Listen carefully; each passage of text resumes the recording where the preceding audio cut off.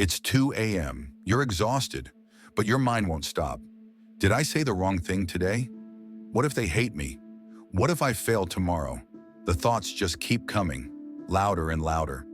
You're not losing your mind, and you're not alone. This is the story of a boy who heard voices every night, and the technique that finally made them quiet. Kieran was 17, and every night, 4 voices appeared, translucent figures only he could see. The worrier paced frantically, whispering what ifs. The replayer rewound every conversation, finding mistakes. The analyzer overthought every detail, and the catastrophizer painted disasters. They weren't ghosts. They were his own anxious thoughts, given form, and they never stopped talking. Night after night, they kept him awake. Hours of racing thoughts. By morning, Kieran was exhausted. At school, he couldn't focus. At home, his mom watched him fade.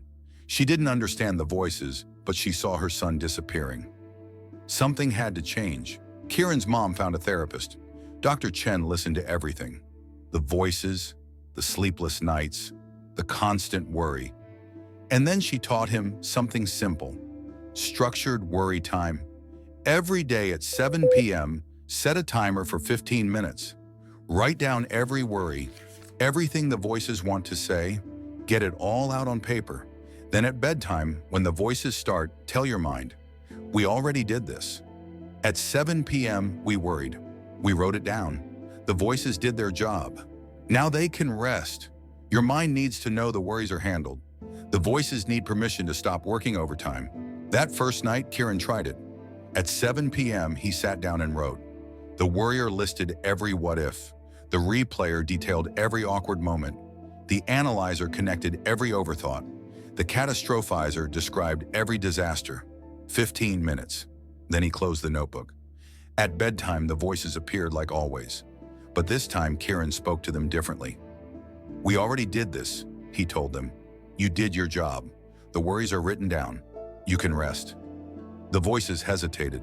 They'd never been given permission to stop before. Slowly, uncertainly, they began to change. Over the next weeks, something beautiful happened. The voices didn't disappear, but they transformed. At 7 p.m., they showed up for worry time, contributing everything they needed to say. And at night, when Kieran reminded them they'd already done their job, they began to rest. The worrier stopped pacing and sat down in a chair, reading quietly.